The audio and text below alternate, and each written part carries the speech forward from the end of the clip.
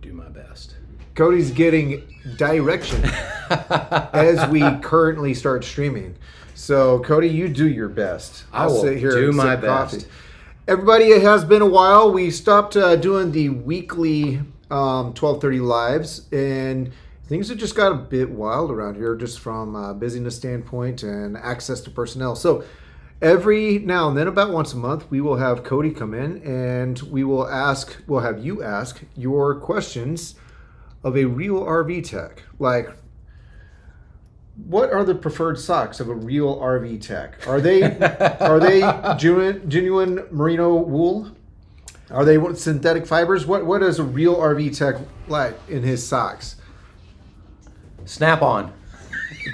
Some pricey socks there, sir. They're about the same price as most socks out there, but they last a while. So Okay. all my running around. All right. Well, everybody, welcome again to another Friday, 12:30 live from the RV Small Talk podcast. You'll notice Lindsay and PJ are not here in this edition. I am Clint from Princess Craft. This is Cody Hello. from the service side of Princess Craft.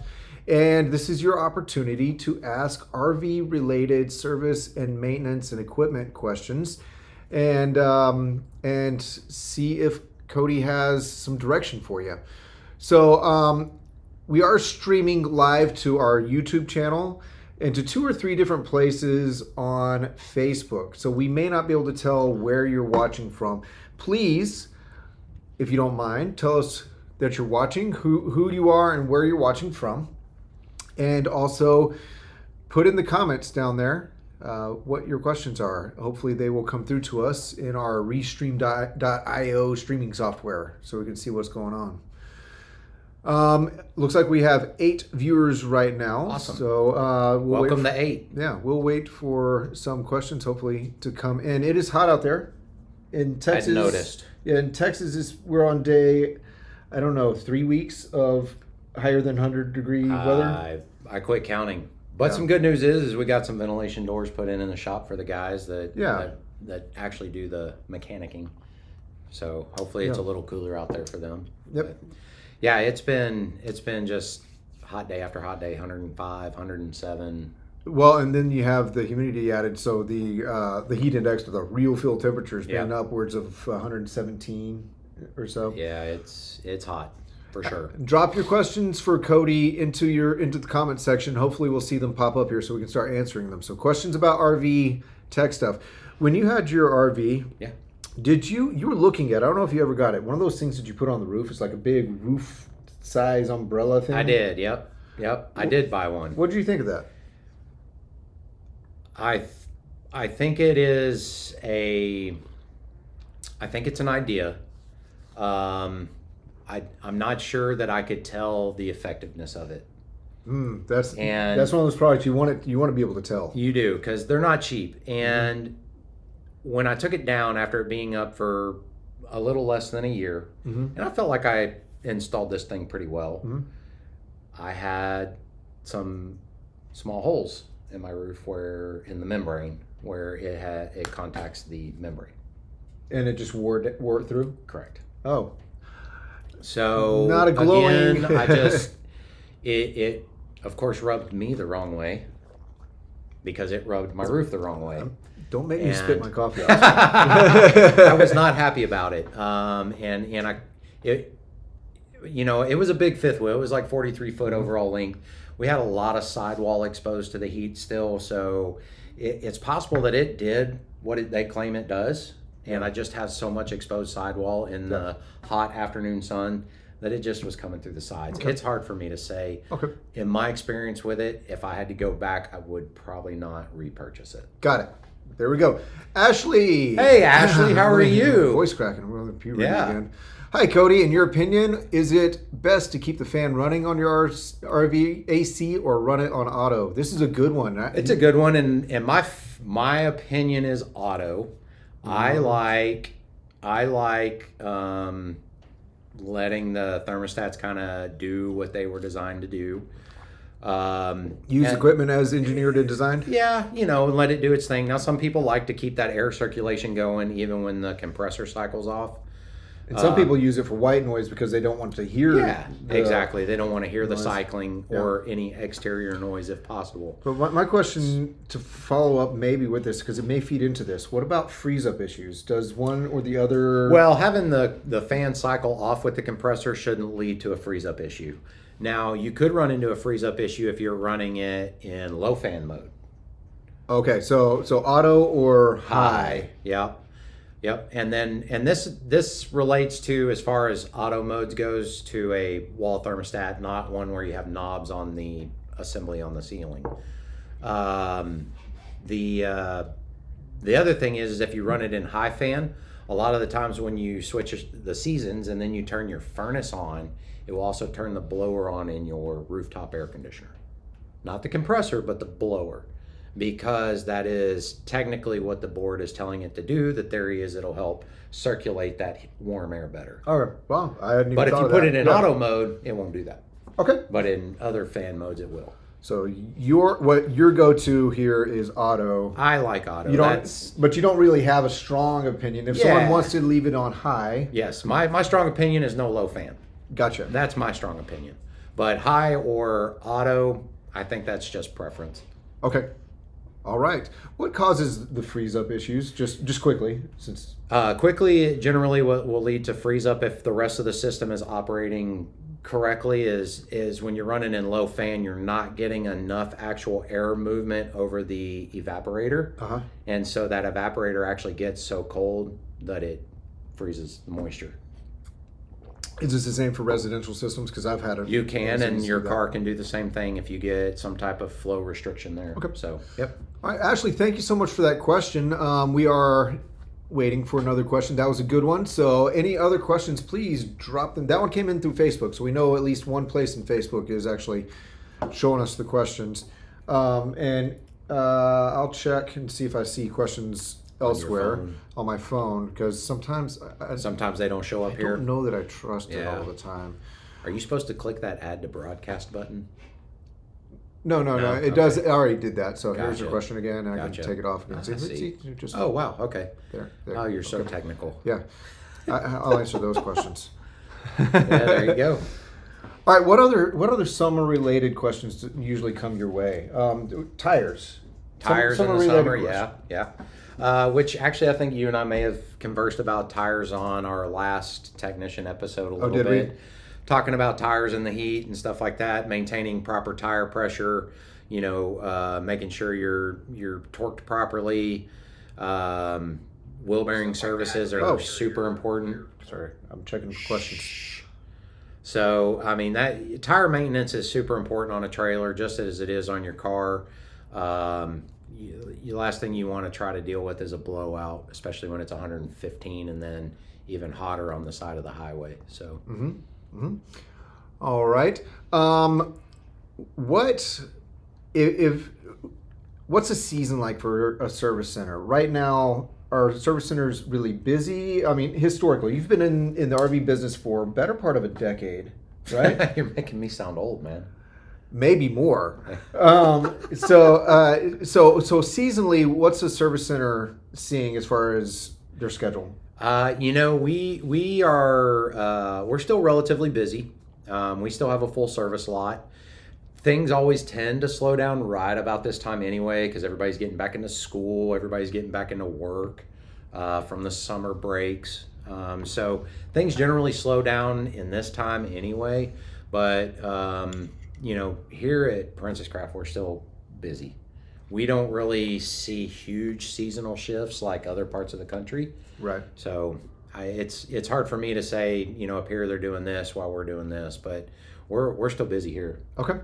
Well, which is cool. Very cool. It's good. If you're in the Houston area, our new location in Houston, they actually have some openings for service, is what we hear. So go ahead and call them up if you have any maintenance or service that you've been putting off. Now might be a good time to get that handled. What's going to be the next thing people start ringing our phones for once the end of summer really rolls around? What kind of tasks? Winterization. Yeah, winterization is right around the corner. Okay. Here's a question for you. It's a truck camper weight related question. Hey guys, is Cirrus 820 can be handled by a 2015 Chevy Silverado 2500 HD. Thanks. Absolutely. I think so, yeah. All day long.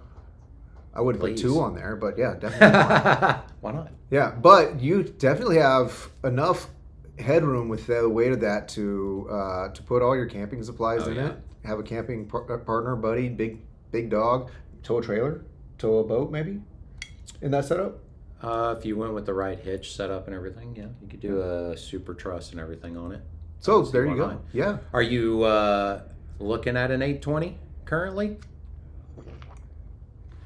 And then, Ashley, I actually want to go back to your question from your standpoint in this industry for as long as you've been doing this. What's your take on the fan running in auto or not? So we'll see if we get responses back on any of that. Sure. Okay. See if we can have a differing of opinions here. Yeah. So we recently, just yesterday, released a video on our channel. Hey, cool. Cool. The Cirrus 820, yeah, the Cirrus 820 is a cool camper. They're not designed. They don't look like anything else, in my opinion. It's such a cool camper and good company. So we recently put out a video yesterday on a Cube Series truck camper. It's a folding camper, kind of folds up and down like an A-liner trailer does. Mm-hmm. It's built a little differently, but that's effectively how it goes up and down. But they show on their website, they have in their manuals and all that it fits a Toyota Tacoma, and that generates some talking points, some issues. So tell us what the line of thinking is there. Well, I mean, the technically we would consider the Tacoma. I guess a mini truck, or I guess it could be considered a mid-size these days, but I would think, I'm not quite sure where they classify them these days. We used to call them mini trucks. Right. The S10s and things like that. But they've gotten a little bit bigger. Right. But that blows open a whole new truck camper area that has not been well managed in the past. Well, it's been hard for companies that mass produce for dealership lots to come up with something that isn't just boutique like crazy. Right. Like how do you manufacture something for that platform? The Tacomas, the Rangers, the Canyons, and whatever the other one is. Right. And make it safe by the numbers, and that's where people get into questions. It's a numbers game. Right. It does become a numbers game, but the Cube is I mean, because it is a folding camper, it's pretty lightweight. Not much drag. Not much drag because it comes down pretty flat, but a very cool design and idea there that I think is going to do really well. So if you haven't, go check it out because it is a cool platform. Yeah. As always, when we say will fit a certain truck, that comes with some hopefully understood caveats. Not all trucks have the same equipment, and you don't have the same stuff and people. What are the big questions when people ask, "Will this fit?" and you see the weight of a camper and the cargo capacity of a truck, what are you as a technician going? Yeah, I'd run that, or I probably wouldn't. What are you looking at? Like how close are the numbers? Yeah, because when they say a capacity, a hauling capacity of a truck, they're figuring a full tank of gas in one full size human. Right. For payload. Yeah. Yeah. I mean, I would think that, as long as you're under the numbers, then you should be good to go. Yep. How do you suggest someone figure that out? Weigh their setup. Because that's something that people wonder, like, I don't have. Yeah, I how can't much use my do I bathroom weigh? scale. I mean, generally you want to use like a certified scale. So, like your 18-wheeler weigh stations and stuff can give you certified weights. Mm-hmm. Your recycling companies usually have to have certified scales. Oh yeah. So yeah, because they have big trucks that drive in full of stuff, right? They weigh them on their way in, and they weigh them on their way out, and say you weigh this much. Here's how much scrap and weight you had, basically. How have you ever done that? A lot. You have? I've never had to hit the scales. I've always towed some pretty lightweight trailers and never. I did never do it for a weight of a. I mean, we occasionally have to get trailers weighed here when we take something in from out of state, so we can do the registration work on it, and we have to take them and get them weighed. So we usually either use there's a there's a recycling company down the road. We either use their scale or there's another one up in north of Georgetown that Do has they a scale. charge? So they do. It's been a while since I've personally done it, but I believe we've paid $15 in the past for a certified weight. Okay. So pretty inexpensive. What about those max scales you just find on the side of the highway? It's like when lights are flashing, the scales are open. Those places. Well, I think those are open for commercial vehicles Uh-huh. for weight checks to make sure they're not traveling over capacity. I'm not sure that in Texas, I think DPS is who runs those, would want you going through there while that's going on. Someone test this for me and let me know. And then there's some sections that actually have roadway that already has built-in scales, and they can literally pick you as you drive through. Here's a question. Silverado 2500 HD says payload capacity is 2,400 pounds. What is the weight for a Cirrus 820? Do you want to go grab a brochure? I'm going to look it up. Clint's going to look that up. We will get live that on air. answered. Yep. Typically, anytime we do truck campers, we always want to see some type of additional suspension support equipment as well, to help carry, not to increase payload capacities by any mean, but to help carry the constant weight that is in the bed when you're running that way. So while he's looking that up, any other questions that we've got? I lost our viewers up there. Where'd it go? Oh, there you go. We've got 12 on there. So any other technical questions that we can answer? For I think Ashley may have quit watching. She got her question in and then she left. So do you even know what you're looking up there? Come on, Clint. I'm looking specifically for the weights. Here we go. So on the Cirrus 820, all right, so for Andre, I'm going to go with Andre for now. Sorry if I'm saying this wrong. The gross dry weight of an 820. Is that correct? 3,045 pounds, according to New Camp's website. And the payload capacity of a Silverado says 2,400. 2,400 seems awful light, but there's so many different packages on trucks these days that could be correct. Right. So the best thing, and this is what we have to do with all of our personal trucks here too. We actually have to go to the sticker inside the door because my truck is just an F-150, but it has the max tow package and it has an oversized gas tank and it's 4x4. All those things and the trim package, Right. it may add something interior, add weight. a radio or something Yep. like that. You can't just go by what the website tells you. You actually have to go to the exact sticker on that truck. I like Ford's documents that they put out for their tow specs and their PDF. camper specs. Yeah. They actually have one that even says slide in truck campers, like here's your capacities based on your configurations. Yeah. They've done a really good job with it. I haven't tried looking at Chevys in a while. They may have something very similar, but I bet they figured it out. yeah, there's always a way to have more or less even in the same configuration. So Yeah. And one thing that you were talking about is there's different things that we do to suspension to make them ride and to haul better, but we don't do the suspension things to actually increase. I cannot increase payload capacity in any way, shape, or form by anything I do. We can take a setup that is designed for that payload and make it ride better. Correct. But we can't increase payload capacity. Correct. Gotcha. Got it. All right. So maybe we stand corrected, but it depends on your exact Silverado 2500 HD. So look on the sticker inside your driver's side door and see what you see there for your truck's capacity. Also, options on the camper itself will change. Yep. So if you find one that you're looking at and interested in, ask the salesperson for that camper's actual weight. Okay? Good point. There you go. Good point. All right, another one. Another question. Anything? Do you have any questions? Caitlin, do you have a question? What do you want to know? No? No. No. You have installed a number of upgraded fans on trailers and truck campers and whatnot. Mm-hmm. Have you noticed between just a basic fan with that itty bitty little fan, Yeah, and the fart Max, fan. that one, and the Max Airs and the Air Excels and all that? Yep. Have you felt like those are worthwhile? Yes, I think that they are absolutely worthwhile. So, Dometic makes the Fantastic fan. Max Air makes the Max fan.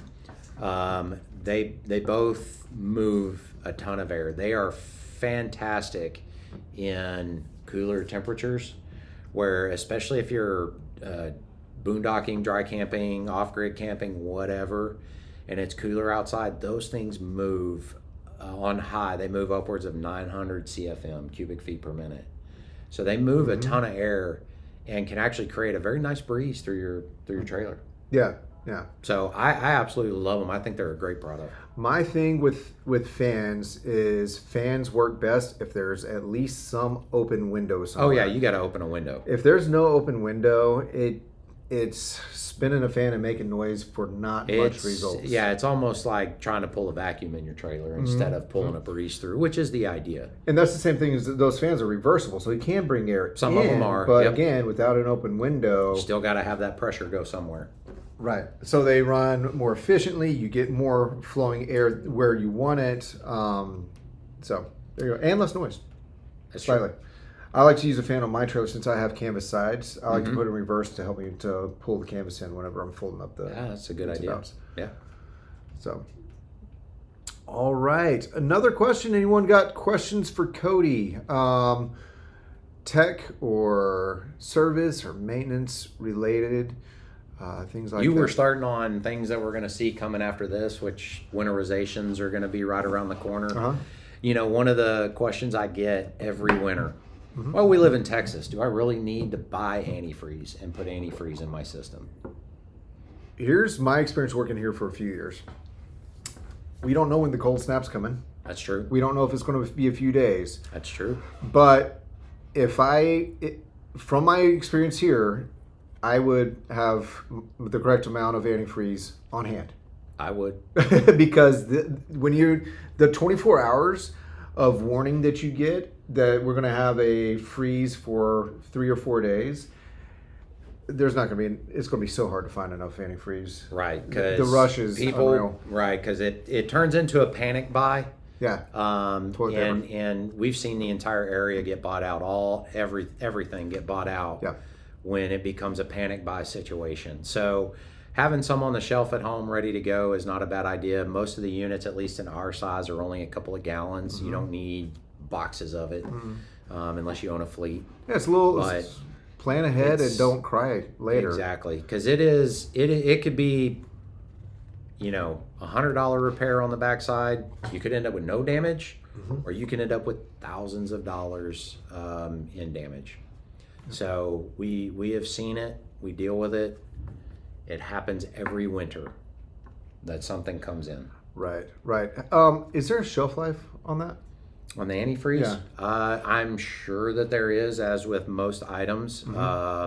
So if you've bought some in the past, read it. It should be on the packaging as to its effectiveness, after sitting on the shelf. And for people, I've been here for a few years, but I was once not around RVs at all. Sure. Just a few short years ago. I didn't know anything about them.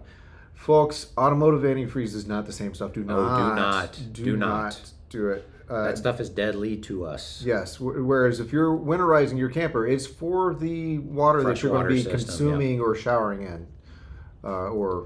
You definitely want to flush it out because it doesn't taste good. Yeah.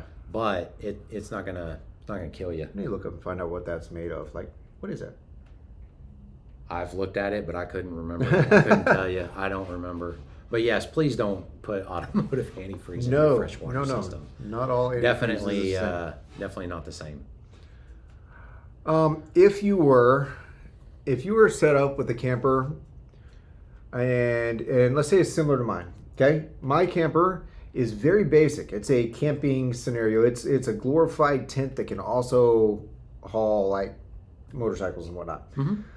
My camper doesn't really have a true heater. It has like a heat strip in the element in the air conditioner that doesn't do much. Sure. What would be your choice if you had access to a generator or outside power? Would you still like bring in a small Mr. Heater, Buddy Heater, propane heater?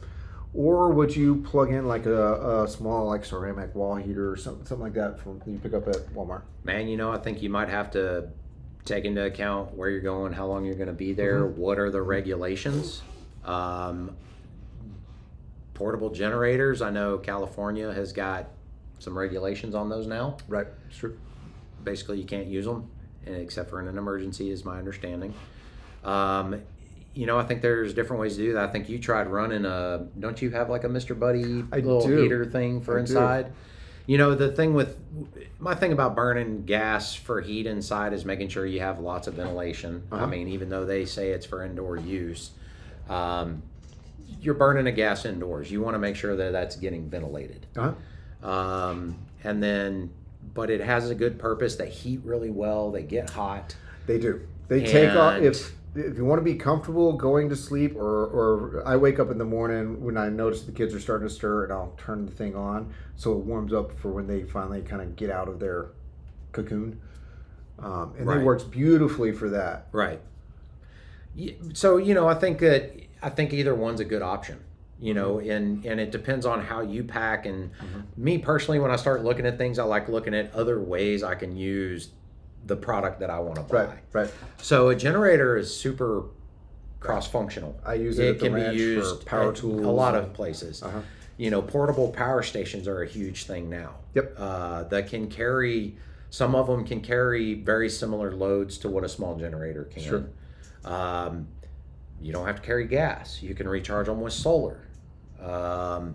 You can run that electric space heater off of them. There's just so many. Which is quiet. Yeah, and then there's no noise. And so there's just different ways to do it. And I really, like I said, for me personally, when I look at things, how else can I use this product that I'm interested in? Right. Is it a one-purpose item for me? Or are there other things that I can use it for? And if it's a one-purpose, can I look at a different product that may make it multi-purpose? There you go. So I don't think there's a right or wrong answer there, but always be safe anytime you're using anything. Anything that's produced in heat like that can be a fire hazard. So always take caution and safety in those instances. Right. And with little kids, take that precaution to the nth degree. Or a dog, because they have tails. You've got and some of them have very big tails. Yeah. That they don't know about. Something's behind me. Yeah. All right. Well, I think that's, unless we get another kind of last minute question in, we'll probably wrap this one up. We do show that we have about 9 of you still viewers on with us. Yeah. Thank you for joining us. If you have one last minute question, please pop it in before we fully sign off. Do look at our social media. Caitlin's been doing a great job keeping people updated with things going on around here, around Princess Craft, here and in Houston. We are still recording podcasts, so look up the RV Small Talk podcast for some of our more recent episodes. And I think we're on TikTok and Way. So if you're savvy like that, I don't spend too much time there myself, but if you're savvy with the TikTok, head on over to the TikTok and check out some weird campers that we show off on our YouTube channel. That's Princess Craft RV on YouTube. Cody, I appreciate you taking time. Absolutely. I'm always happy to be here. He says that. Don't I always look happy? Bye, everybody.